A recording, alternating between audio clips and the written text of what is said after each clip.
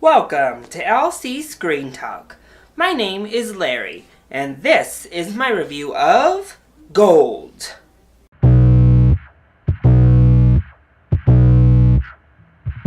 So Gold tells the story of a gold miner in one of the biggest gold rushes in the past century.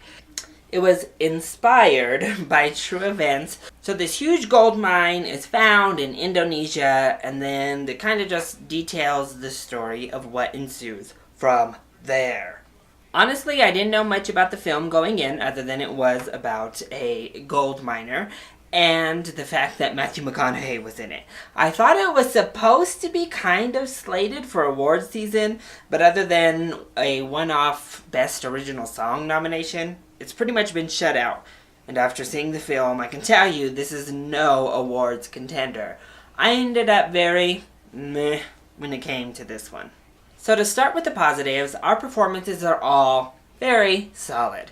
At first, Matthew McConaughey was doing his normal McConaugheyisms, but I think he really found his groove in the film, and by the end, I was really impressed with his performance. I had kind of lost him in this persona. I also thought Bryce Dallas Howard was really good. She looked fantastic, and they made her look really, really young, but she did a great job as well. And Edgar Ramirez was also good. So everybody across the board was solid. There was no bad performances really to speak of. I also think that the third act of this film is really strong.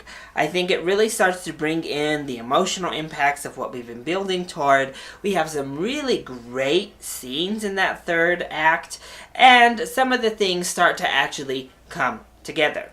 We also have some really nice, beautiful shots of like the Indonesian jungle and rivers there that I thought were lovely to be a part of. But unfortunately, that's kind of where the positives end. I thought that the first 2/3 of this movie, honestly, were a mess. The first third in particular was really bad. So thankfully, the movie ends strong, which is a positive, and it kind of got me into meh territory instead of just ugh. But wow, that first act was really hard to sit through. It is edited so incoherently that you don't even know what it is you're watching. You don't know what the story really is supposed to be. They just glaze over any sort of detail. They move so fast and rapid fire that you're not given time to adjust and given time to care about any of the characters, given time to care about the situation, or even adapt to understand what the situation even is that you've been thrown into. Down to the fact that they even are looking at paperwork and opening up folders. We're not shown what the contents of those folders are. We're given no explanation as to why these contents even matter.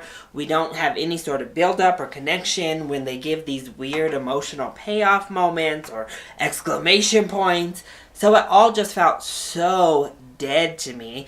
And honestly, I wasn't interested in this film at all. So when a film starts this sloppy, this boring, and ultimately this meaningless, it's a huge detriment, because by the time we're even halfway through the film, I was pretty checked out, and I imagine a lot of the audience had already checked out as well.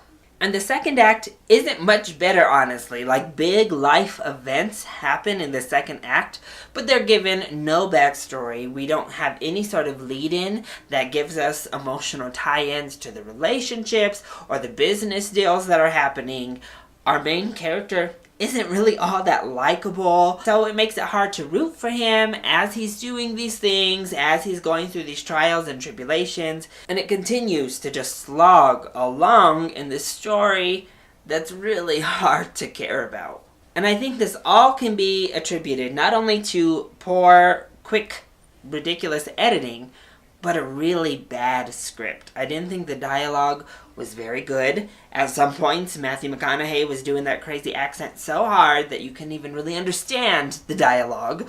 But it didn't matter because it wasn't that good to begin with. But the film was just written so sloppily. Between the setups of scenarios, the establishment of scenarios, the development of relationships, both business and personal, the script was just such a mess. And honestly, the directing wasn't very good either. So pretty much all of the hallmarks of good filmmaking were absent here. And if I'm being honest, if it wasn't for a really solid third act that brought some actual good content and good development to the film, I would say skip this film completely. But thanks to that third act and good enough performances, I think that this is a rental. You definitely don't need to pay theater prices for this, so wait till it comes out either on demand or to Redbox and pay $1.50. So, that has been my review of Gold. I hope you enjoyed it. If you did, go ahead, click like down below and subscribe to the channel so you are always up to date on our latest videos. Also, join in on the discussion. Are you excited to see Gold? Have you even really heard much about this? And what is your favorite mining for treasures story? Let me know either in the comment section down below or hit me up on Twitter. I love you all so much for your support. Mwah! Thank you for watching, and I'll see you next time. Bye!